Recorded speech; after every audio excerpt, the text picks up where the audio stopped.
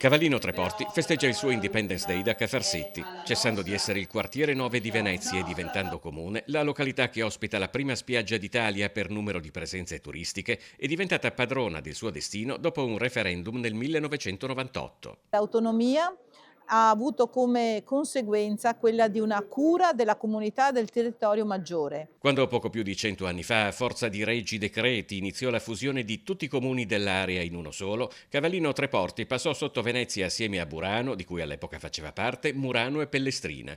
Era il 1923. 3 anni dopo furono soppressi anche i comuni di Mestre, Chirignago, Zelarino e Favaro Veneto. Mentre tra Venezia e Mestre si discute ancora di esigenze diverse tra laguna ed entroterra, 25 anni fa Cavallino Treporti ha compiuto una scelta da cui non tornerebbe più indietro. Rispetto a quando Cavallino Treporti era quartiere di Venezia non c'è dubbio che siamo cresciuti molto. C'è un'attenzione e una cura da parte del sindaco che di volta in volta c'è pro tempore rispetto al territorio che non può esserci una grande città. Durante la tradizionale cerimonia in Consiglio Comunale sono state conferite le benemerenze civiche anche alla memoria e gli encomi a realtà che si sono distinte per il lavoro quotidiano a favore della comunità.